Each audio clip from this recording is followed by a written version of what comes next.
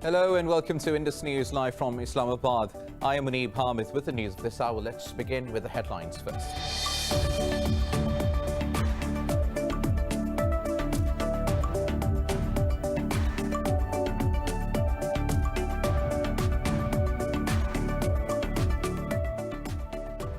Armenia and Azerbaijan have agreed to a ceasefire to exchange prisoners and bodies of those killed in the Karabakh conflict. Russia's Foreign Minister Sergei Lavrov announced the agreement following 10 hours of talks in Moscow. Lavrov said both sides have also agreed to start talks on the settlement of the conflict. More than 400 people have died and thousands displaced since the fighting started on 27th of September.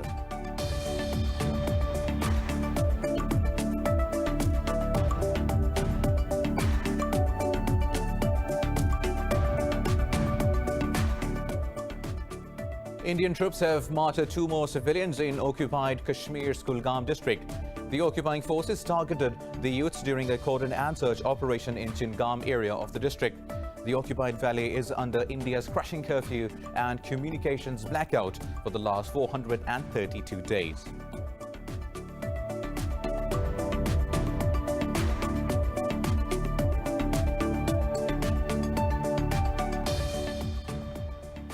Beijing urges Washington to cease its military provocations after a U.S. warship trespassed into China's territorial waters.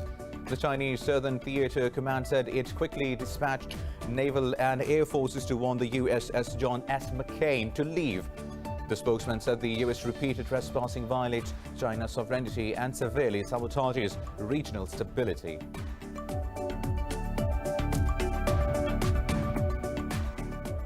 The Saudi-led coalition fighting in Yemen says it has destroyed a Houthi drone launched towards southern Saudi Arabia. A spokesman for the coalition claimed the attack was deliberated against civilians and their properties. Earlier this week, the coalition captured a key military base in Yemen from the Houthi rebels.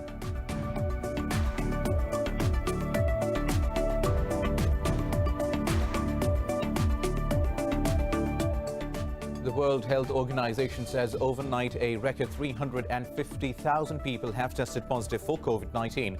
This comes as Bulgaria, the UK, Russia, Iran and many others see the highest spike in their daily infections. Worldwide, the number of cases has exceeded 36.8 million with over 1.06 million deaths. Meanwhile, in Pakistan, 6 more people have died, taking the tally to 6,558.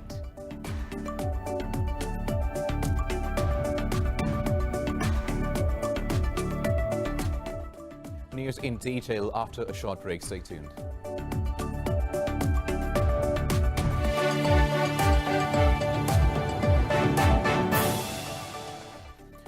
Welcome back. Now let's have the news in detail.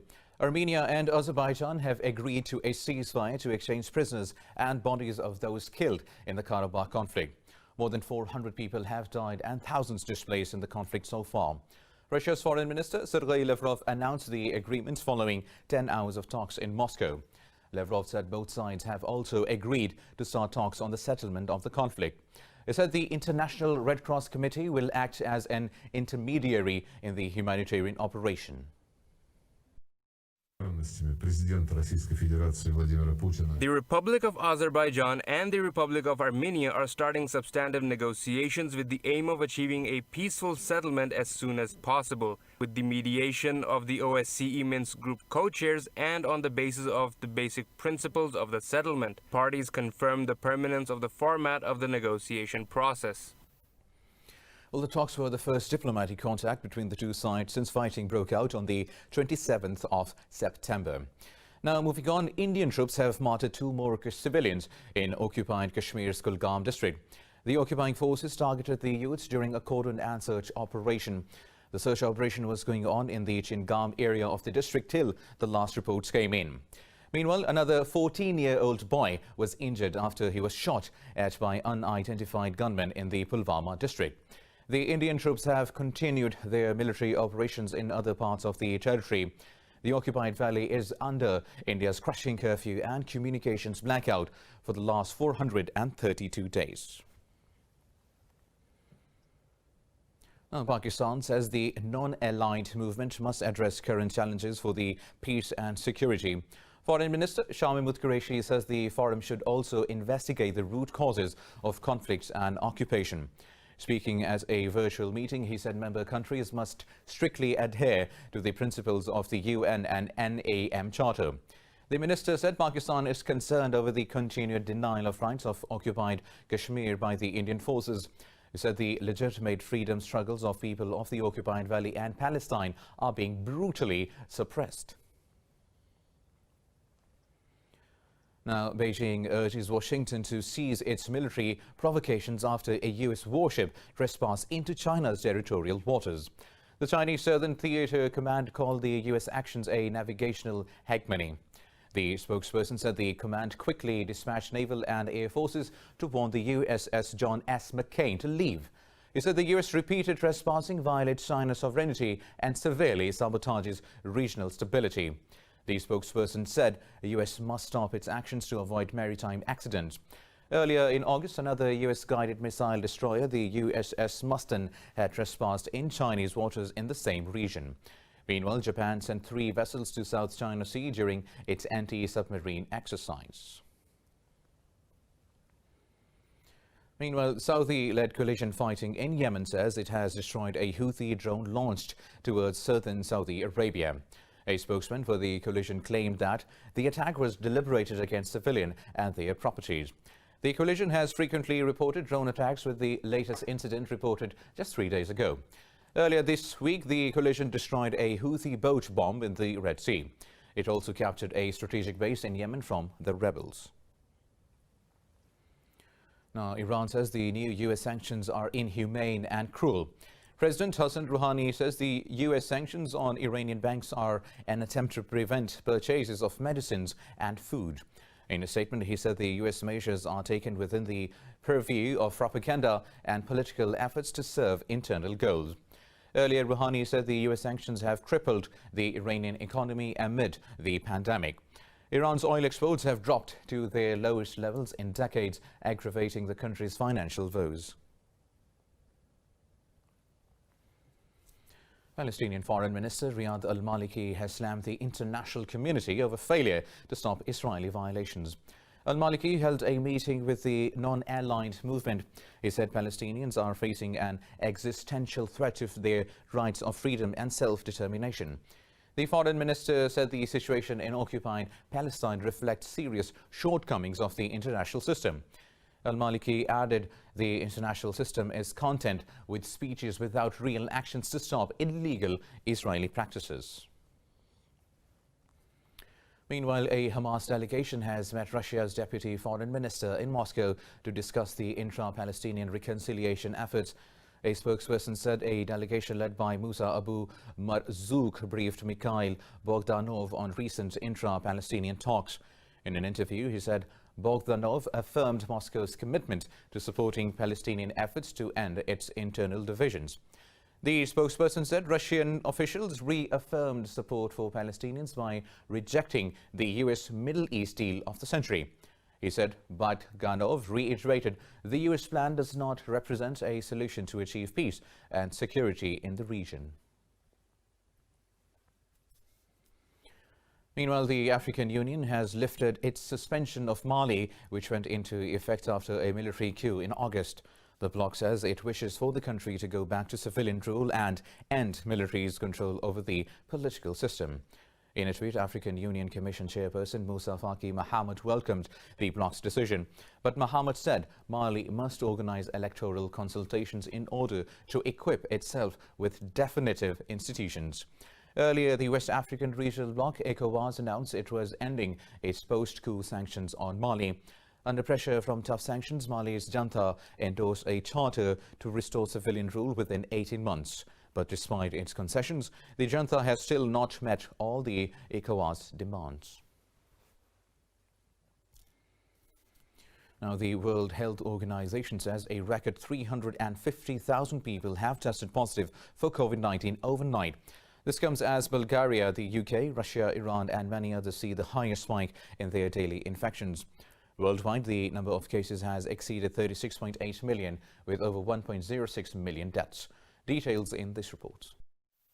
The second wave of the coronavirus pandemic has officially made a devastating start, with new record cases being posted for 2 consecutive days. Many nations previously worst hit by the virus have yet again recorded the highest daily infection toll. Spain, the UK and France have contributed immensely to Europe's cases, which have surpassed 100,000 daily infections for the first time. The World Health Organization has warned the continent to take adequate measures to contain the transmission.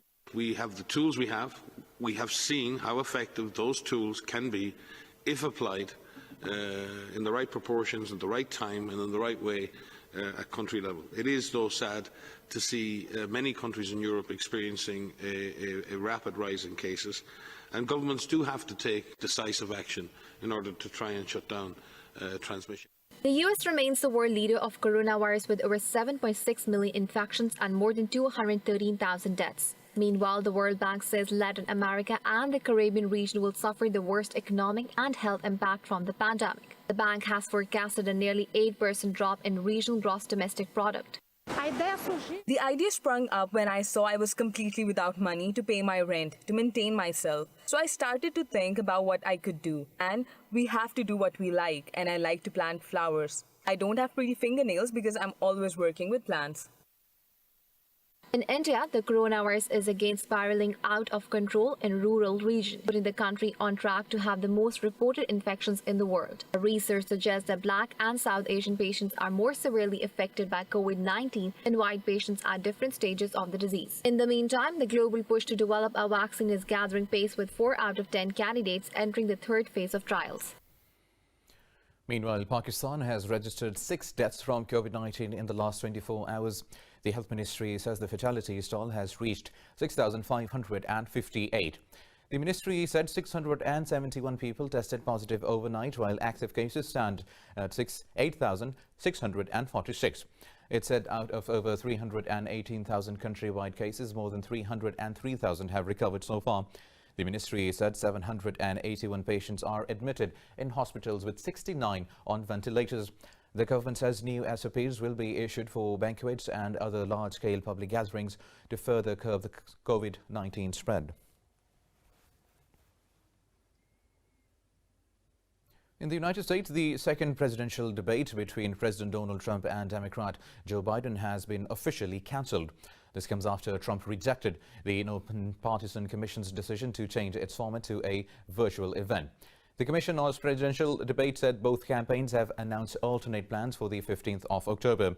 In a statement, the CPD said it will turn its attention for the preparations of the final debate on the 22nd of October.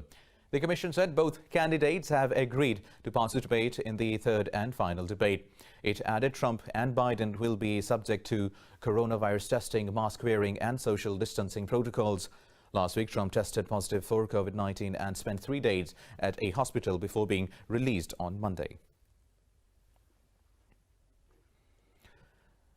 More news coming up after a break. Stay tuned.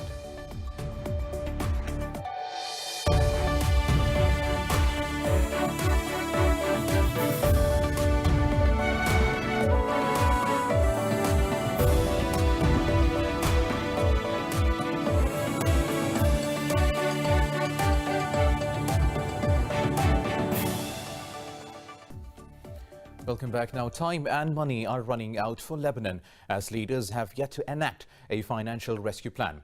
Foreign reserves have dropped far below what the state already deemed dangerous levels.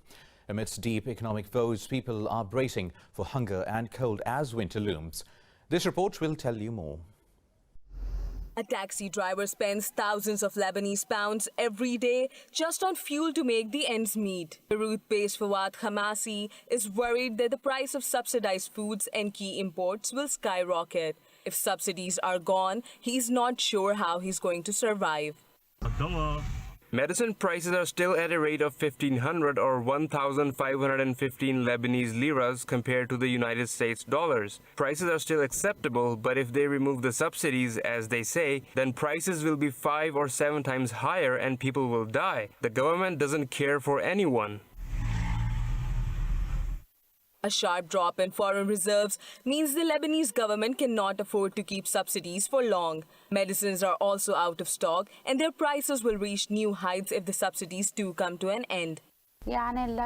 The crisis has been getting worse in the past 2 months. Medicines are out of stock, or suppliers are limiting the amounts of medicines to each pharmacy to a certain number. And people increase their stocks at homes for many reasons, either because they are afraid of shortage or higher prices, as they consider it's better to buy it now before prices go up even more.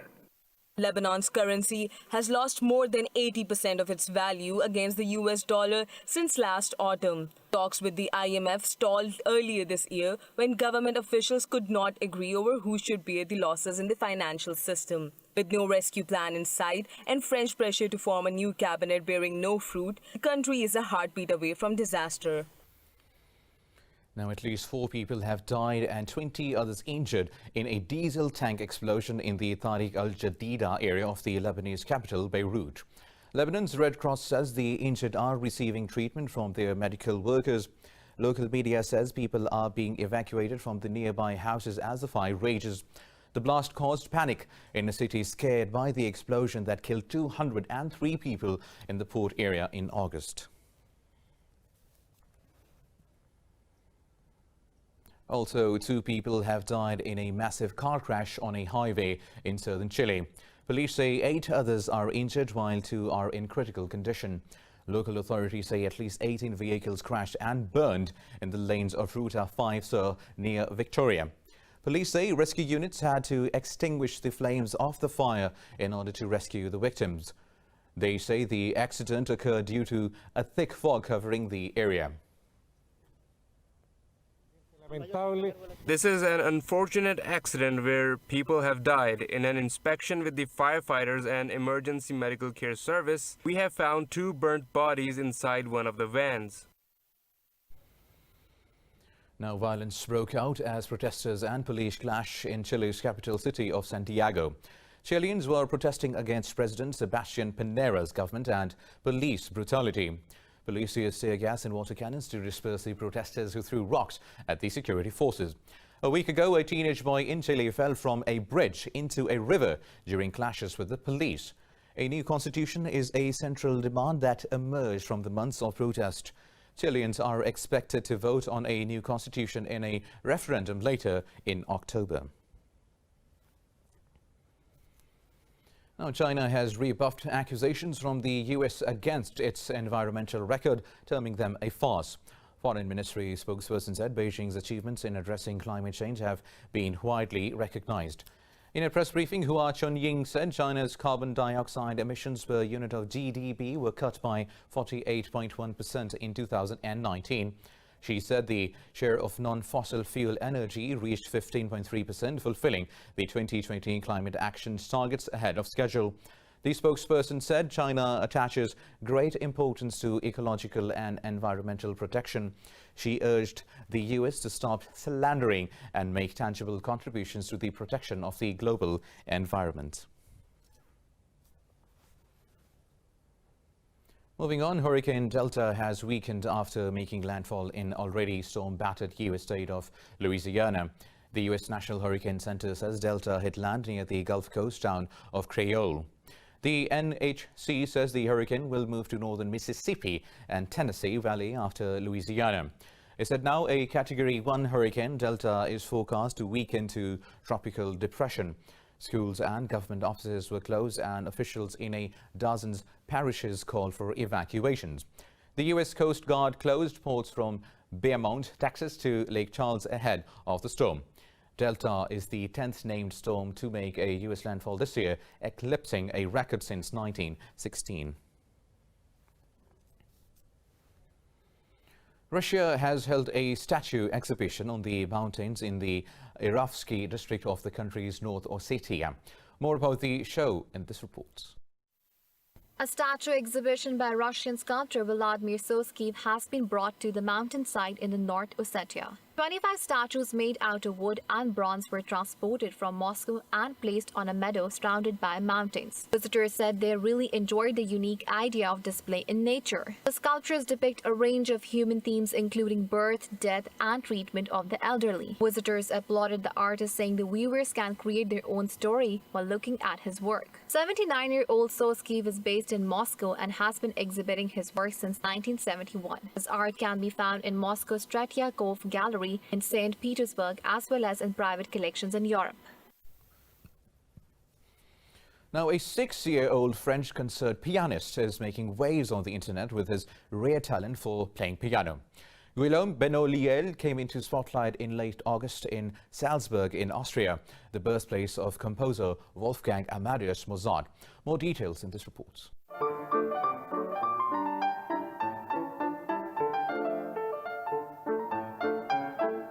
At the nascent age of 1, Guillaume Benoliel would sit on his mother's knee and play with the piano keys at home. His parents, Claire and Dominique, both of them amateur musicians, realized he could hear a tune and then play it himself.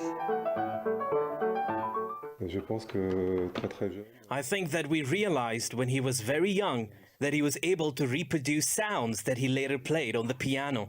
And later on, people have told us that he was able to recognize sounds, that he has a perfect musical ear.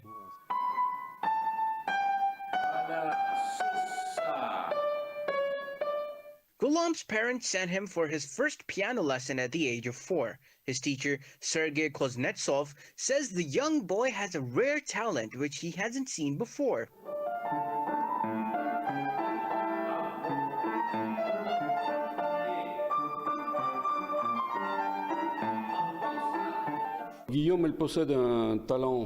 Very early on, we recognized this capability that he has, being able to replay little songs only by ear.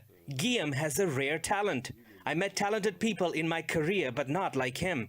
In fact, when I talk about a talent, it's a mix of things, a mix of mind, heart, and hands.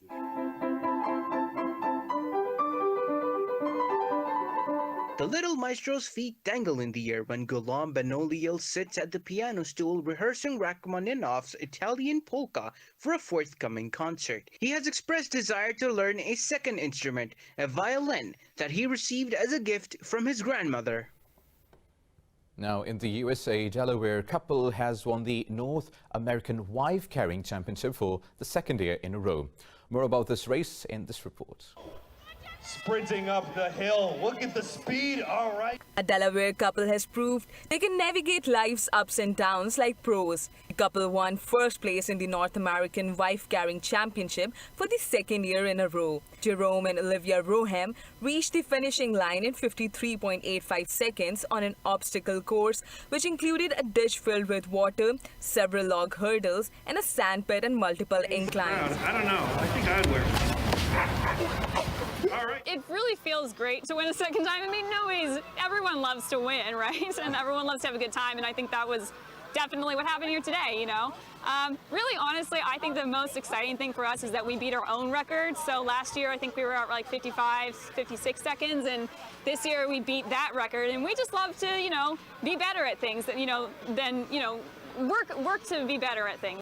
The Rohams shaved nearly 2 seconds off their previous year's performance and beat out 15 other couples. Jerome, a former college football player, said he focused on weight training in addition to doing drills with his wife on his back. 385.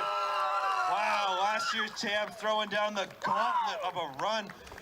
I do a lot of weight training. I kind of carry over from my football days. I played football at college. And then carrying her around as well. With COVID, I've had to go to the parks and the lawns and like carry sandbags on my back and do crazy things like that. But it's been fun.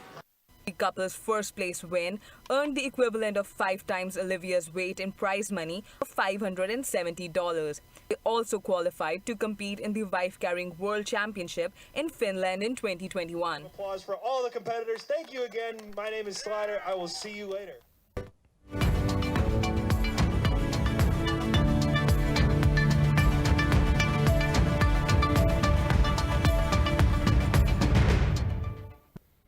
Sri Lanka says it is planning to restart discussions with China on a free trade agreement. After meeting a Chinese delegation, President Gotabaya Rajapaksa said Colombo will deepen friendship with Beijing. Rajapaksa said Sri Lanka is willing to make every effort to press forward the Key Belt and Road Initiative cooperation projects. He said his country's trade deficit with China is too high. The president said Beijing must increase the volume of goods purchased from Sri Lanka to bring the deficit down. Rajapaksa rejected accusations that China wanted to trap Sri Lanka into mounting debt with the port deal. The two countries also agreed to strengthen ties in agriculture, education, tourism and other sectors.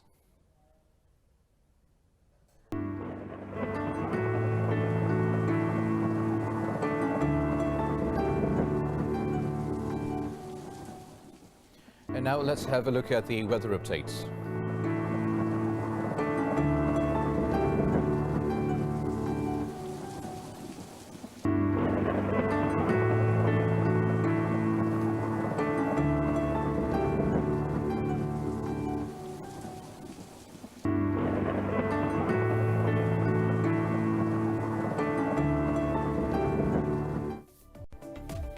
Well, that's all for now. For the latest updates, you can follow us on social media at Indus News. Take care.